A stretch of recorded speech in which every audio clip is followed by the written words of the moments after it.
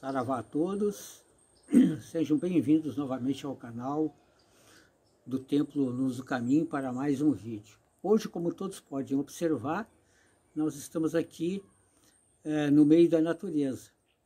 E estamos aqui no Templo Luz do Caminho, porque isso aqui faz parte, essa natureza faz parte das dependências físicas, né, da nossa sede.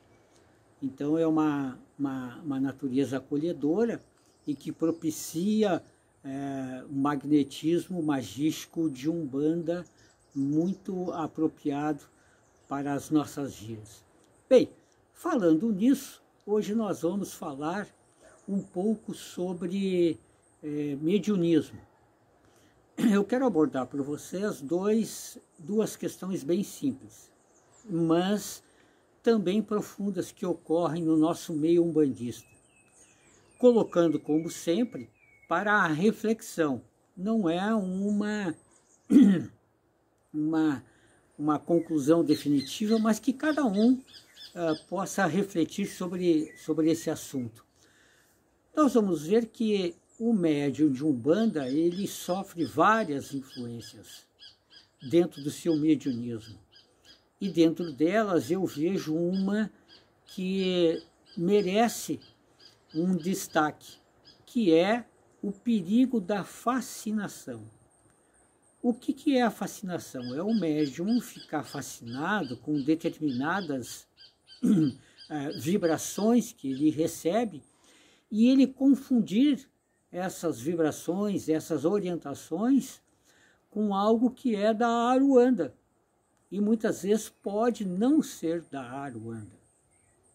Essa é o ponto central que eu quero chamar a atenção de vocês. Então, o que é a fascinação? O médium ficar fascinado de estar recebendo orientação, mensagens, né, de guias, de mentores da corrente astral de Umbanda, e nós vamos ver que talvez pelo seu conteúdo elas não façam muito sentido, mas como o médium está completamente absorvido por esse contexto, ele não se dá conta disso.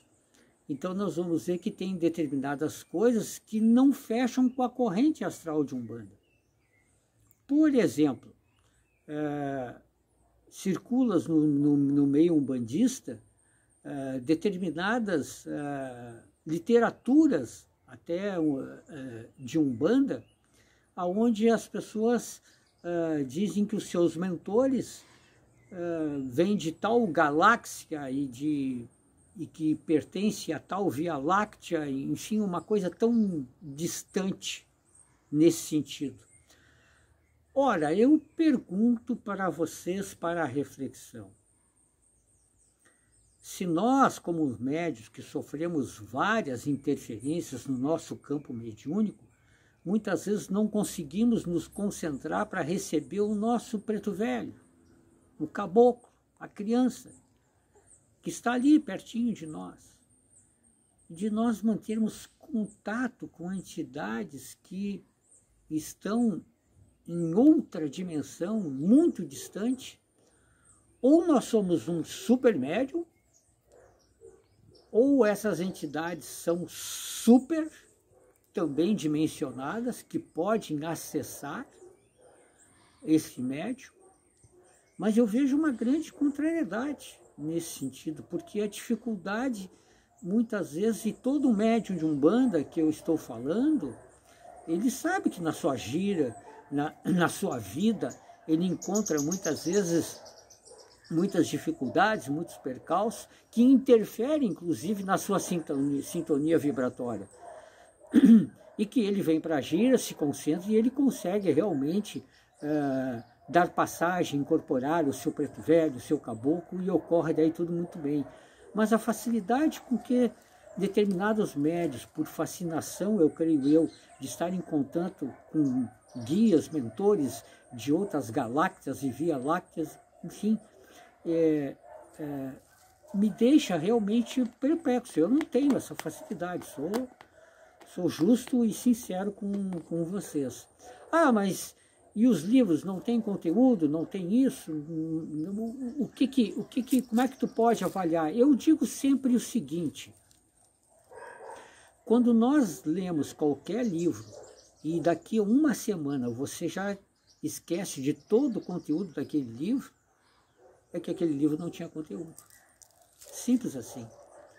Eu me lembro que eu sou daquela geração que vivenciou os anos 70, 80, 90, né, como médios umbandistas. Então, eu li muitos livros de médios umbandistas que tinham conteúdo, né? J.B. Molina, enfim, tinha vários, né? Mate Silva, enfim, nós vamos ver que tinha um grande, por assim dizer, né, Leal de Souza, que foi o primeiro escritor umbandista, né, que escreveu com propriedade as 7 linhas de Umbanda. Então nós vamos ver que tu não esquece desses livros, não é? Então quando tu lê algo e que uma semana depois tu já nem sabe mais o que tu lê, né? Então, eu creio que uma pequena avaliação nisso é que nós temos que estar voltados para isso. Eu nunca, voltando aos livros escritos no século passado, eu nunca me esqueço que no final do século passado, lá por 1990, eu me lembro que chegou uma mensagem através da mediunidade de Chico Xavier. Não sei se isso foi nos anos 80 ou 90, não estou bem recordado. Aonde o espírito de Tamalhão, acho que eu me lembro desse, se não era Tamalhão, era Talhão, era uma coisa assim. Eu não me... E nesse livro tinha um diálogo dessa entidade com outra, aonde eles diziam que iriam atacar a mediunidade. E daí perguntaram como? Pelo fascínio, pelo dinheiro fácil, pelo sexo, para desviar os médios? E ele disse, não, nós vamos atacar os médios pela vaidade. Mas como assim na vaidade? Naqueles que se julgam que serão escritores para ditar mensagens. Bem isso ele falou. Então nós vamos ver e eles disseram que coisa mais fácil seria justamente insuflar o ego para que viesse vários livros com pseudos mensagens profundas e que isso iria ajudar muito no objetivo deles, no desiderato deles conseguirem isso.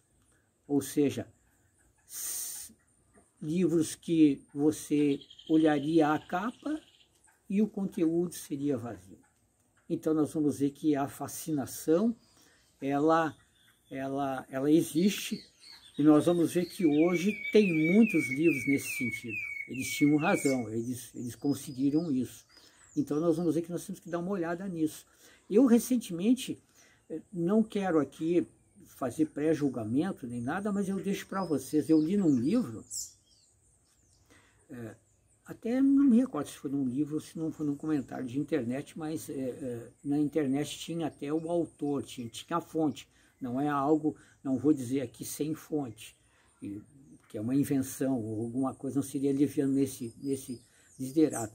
Que determinado médium de um terreiro, quando terminou a gira com os pretos velhos, ele viu que os pretos velhos estavam saindo do terreiro pela sua vidência, ele diz, né, e estavam embarcando numa nave espacial.